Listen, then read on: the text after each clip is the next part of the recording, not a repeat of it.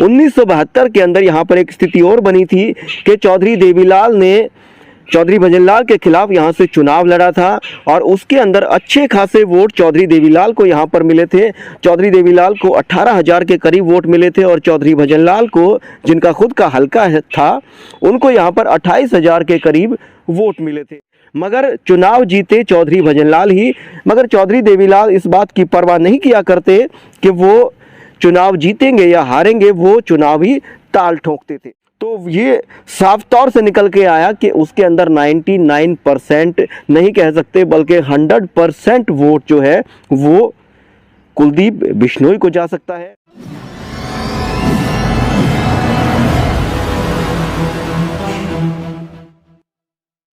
नमस्ते, मेरा नाम है राहुल आर्य, आप देख रहे हैं रेबल रिपोर्टर और फिलहाल आदमपुर हलके में हूँ।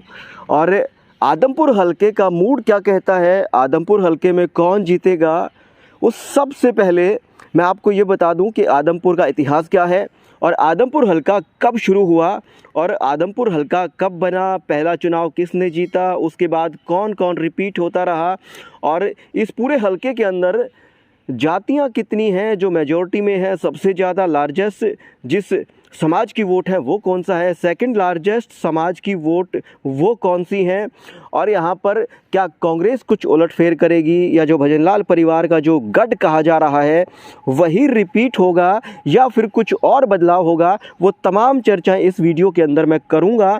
मैंने जातियों की बात करी, सबसे पहले मैं आपको बताने की ये कोशिश करूँगा कि इस आदमपुर हलके में सबसे ज़्यादा जो वोट है वो किस जाति की हैं और कौन कौन सी जातियां जो यहाँ पर जिनका वोट बैंक है और जो पूरा यहाँ पर चुनाव को प्रभावित करने का मादा रखती हैं। सबसे पहले आदमपुर हलके के इतिहास की बात करते हैं। 1966 में हरियाणा बनने के बाद 1967 में जब चुनाव हुए तो यहाँ से हरी सिंह डाबड़ा सबसे पहले विधायक बने थे। उसके बाद 1968 में फिर चुनाव हुए और उसके बाद से लेकर आज तक चौधरी भजनलाल के बेटे या कह सकते हैं उनकी पत्नी या उनका परिवार यहाँ से जीतता रहा है।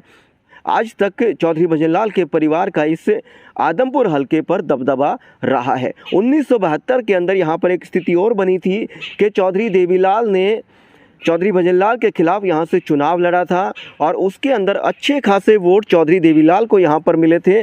चौधरी देवीलाल को 18,000 के करीब वोट मिले थे और चौधरी भजनलाल को, जिनका खुद का हल्का था, उनको यहाँ पर 28,000 के करीब वोट मिले थे। मगर चुनाव जीते चौधरी भजनलाल ही। चौधरी देवीलाल से याद आया कि चौधरी देवीलाल ने 1972 के चुनाव के अंदर दो जगह से चुनाव लड़ा था। एक चौधरी बंसीलाल के खिलाफ चुनाव लड़ा था और दूसरा चौधरी भजनलाल के खिलाफ चुनाव लड़ा था, मगर वो दोनों जगह से चुनाव हार गए थे। वो अलग बात है, चुनाव हार जाते हैं या चुनाव नहीं जीत पाते, मगर चौधरी देवीलाल इस बात की परवाह नहीं किया करते कि वो चुनाव जीतेंगे या हारेंगे, वो चुनावी ताल ठोकते थे। खैर, आदमपुर पर लौटते हैं। आदमपुर हलके में कौन सी जाति या जातीय समीकरण क्या कहते हैं, कौन सी जाति की वोट कितनी है, वो मैं इस वीडियो के अंदर बताऊंगा और कौन सी जाति का वोट बैंक किस नेता या किस पार्टी की तरफ जाता दिख रहा है उस पर भी मैं थोड़ी सी चर्चा करूंगा। तो सबसे पहले आदमपुर में कौन कौन सी जातियों की कितनी कितनी वोट है, उससे पहले मैं बता दूं कि जो बड़े बड़े गांव हैं, जो 10,000 के गांव हैं, 8,000 के वोटों के गांव हैं, वो कौन से हैं वो मैं आपको बताता हूं। मंडी आदमपुर जो कस्बा सा है और उसके अंदर सबसे ज़्यादा वोट हैं, उसके अंदर 15,000 के करीब मंडी आदमपुर में वोट है। दूसरी जो सदलपुर गांव है उसके अंदर लगभग 11,000 के करीब वोट है, जो सबसे बड़ा गांव हम कह सकते हैं मंडी आदमपुर के बाद। मंडी आदमपुर को हम कस्बे में मान सकते हैं, मगर सदलपुर जो है वो गांव है, तो सदलपुर में सबसे ज़्यादा वोट हैं 11,000 के करीब। उसके बाद बालसमंद गाँव है, बालसमंद गांव के अंदर भी 10,000 से ऊपर वोटें हैं और बालसमंद जो गांव है उसमें इनेलो के प्रत्याशी जो कुर्डा राम है नंबरदार, वो उसी गांव से, बालसमंद गांव से ताल्लुक़ रखते हैं, उसी गांव से आते हैं। और उसके बाद एक गांव है सीसवाल, जो जिसकी 9,000 के करीब इस सीसवाल गांव की वोट हैं। उसके बाद आदमपुर गांव है, आदमपुर गांव में भी 5700 के करीब वोटें हैं। उसके बाद ढंडूर गांव है जिसमें 4500 के करीब वोट हैं। उसके बाद जो गांव हैं 3500, किसी में वोट हैं, किसी में 2000 हैं, जो वो घटते क्रम में आ जाते हैं। तो हम चर्चा करेंगे कि कौन सी जाति की आदमपुर हलके में कितनी वोटें हैं और कौन सी जाति चुनाव को प्रभावित करने का दम रखती है, कौन सी जाति चुनाव को प्रभावित कर सकती है। तो मैंने आपको बड़े गांव बताए अब मैं आपको बता देता हूं कि किस जाति की हलके के अंदर कितनी वोट है। सबसे पहले जो सबसे ज़्यादा किसी समाज की, किसी जाति की वोट है तो वो जाट समाज की वोटें हैं।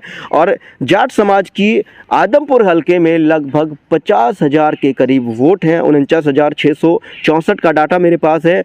इससे थोड़ा बहुत कम और ज़्यादा भी हो सकती है, तो हम इसको 50,000 का आंकड़ा मानकर चलें।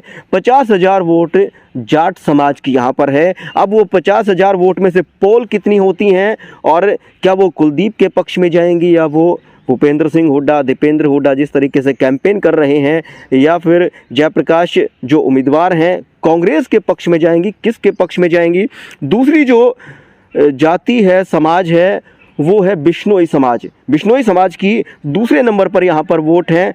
करीब 27,000 के करीब बिश्नोई समाज की यहाँ पर वोट हैं। और बिश्नोई समाज के बारे में ये यहाँ पर जैसे हमने सर्वे किया, जानने की कोशिश करी, तो ये साफ तौर से निकल के आया कि उसके अंदर 99% नहीं कह सकते बल्कि 100% वोट जो है वो कुलदीप बिश्नोई को जा सकता है। और एक बात इसमें और जोड़ूंगा, यहाँ पर जो हलके का मूड है, यहाँ पर जो हलके के समीकरण हैं वो यहाँ पर जातीय व्यवस्था के आधार पर नहीं है, बल्कि हलके के समीकरण यहाँ पर चौधरी भजनलाल और एंटी भजनलाल वोट बैंक में बटे हुए हैं। कोई भी बड़ा नेता होता है, जब उसका इलाका होता है, जो उसका क्षेत्र होता है, उसमें कास्टिज्म इतना फैक्टर नहीं डालता, बल्कि उसके अंदर प्रो वोट और जो एंटी वोट है वो अपना प्रभाव डालते हैं। चाहे वो चौधरी भजनलाल की बात हो, इसके चौधरी भजनलाल के क्षेत्र की बात हो, या फिर चौधरी देवीलाल के क्षेत्र की, सिरसा की, फतेहाबाद की उधर की बात हो, या फिर भूपेंद्र सिंह हुड्डा की मान लीजिए रोहतक की बात हो। वहाँ पर ये होता है कि एक तबका जो है वो समर्थन में होता है और जो दूसरा तबका होता है वो खिलाफ होता है बड़े नेता के। तो चलिए अगला जो जाति है उसकी कितनी वोटें हैं वो मैं तीसरे नंबर पे बताता हूं। जो चमार समाज हैं, जो एससी के अंदर आते हैं, उनकी यहाँ पर करीब 18,000 के वोट हैं जो चुनाव को प्रभावित करने का मादा रखते हैं। ये वोट किसको जाती हैं वो देखने वाली बात होगी। उसके बाद जो धानक समाज है उसकी भी 7,000 के करीब वोट हैं। उसके बाद जो ब्राह्मण हैं, पंडित हैं, ब्राह्मण हैं, उनकी वोटें भी यहाँ पर 5500 के करीब हैं। वाल्मीकि समाज की भी अच्छी खासी वोटें हैं, 4,000 के करीब वाल्मीकि समाज की वोटें हैं। और जो ओड जाति है, ओड समाज है, उनकी भी यहाँ पर 5,000 के करीब वोट हैं। महाजन समाज जो है उसकी भी अच्छी खासी वोटें हैं, उसकी भी 5500 के करीब वोट हैं।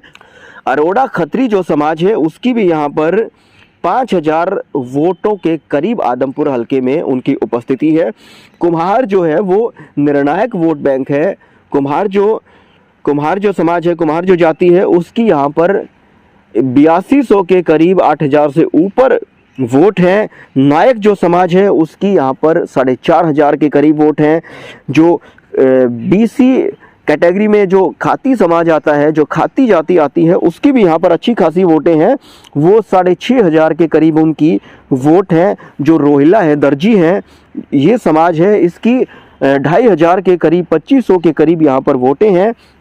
उसके बाद जो सेन समाज है, वो नाई समाज जिसको हम कहते हैं, उसकी भी यहाँ पर 4,500 के करीब वोट हैं। उसके बाद सैनी समाज है, सैनी समाज का यहाँ पर 3,200 के करीब वोट हैं। और जो राय सिख हैं उनकी वोटें 2,300 के करीब यहाँ पर वोट हैं। जो जट सिख हैं उनकी वोटें कम हैं। इसके अलावा जो मुख्य है, मैंने जो जातियाँ जिनकी मेजॉरिटी के अंदर या जिनकी वोट परसेंटेज ज़्यादा है वो मैंने आपको गिनवाई। इसके अलावा बहुत सारी और जातियाँ हैं जिनकी वोट यहाँ पर कुछ कम कुछ ज़्यादा हैं। गुर्जर समाज की वोटें हैं यहाँ पर। कुम्हार समाज की मैं बात कर चुका हूँ। यहाँ पर नायक समाज की वोटें भी हैं।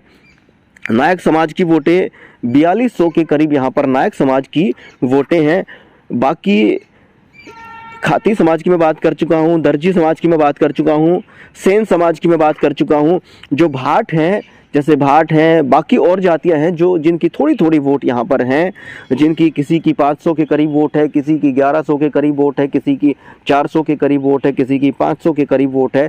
तो ये सारी वोटें मिला के 10,000 के आसपास ये वोटें पहुँचती हैं। और बाकी जो मेजोरिटी में है वो मैंने आपको बताया कि जाट समाज की सबसे ज़्यादा यहाँ पर 50,000 के करीब वोट हैं। उसके बाद जो बिश्नोई समाज है उसकी यहाँ पर वोट है। अब सवाल ये है कि ये जो वोट है, ये जो जातीय समीकरण है जो बटा हुआ है प्रो भजनलाल वोट बैंक और एंटी भजनलाल वोट बैंक में, ये किसके पक्ष में कितना जाएगा। वीडियो को लंबी नहीं करना चाहता, इस वीडियो में खाली ये मकसद था कि आदमपुर हलके के अंदर कौन सी जाति की कितनी वोटें हैं, कौन सी जाति की कितनी वोट किस पार्टी को, किस कैंडिडेट को जाएंगी, उसकी चर्चा मैं अगली वीडियो में आप लोगों से करूंगा। अगली वीडियो ज़रूर देखें, इस वीडियो को शेयर ज़रूर करें और आदमपुर उपचुनाव की बाय इलेक्शन की हर छोटी बड़ी अपडेट के लिए चैनल को सब्सक्राइब ज़रूर करें और ज़रूर देखते रहें। आप तक मैं वो चीज़ें पहुंचाऊंगा जो शायद और लोग चर्चा नहीं करते। तो आज के लिए बस इतना ही, फिर हाजिर होंगे किसी नई अपडेट के साथ, किसी नए विषय के साथ। तब तक के लिए आज्ञा दीजिए। जय हिंद, जय भारत।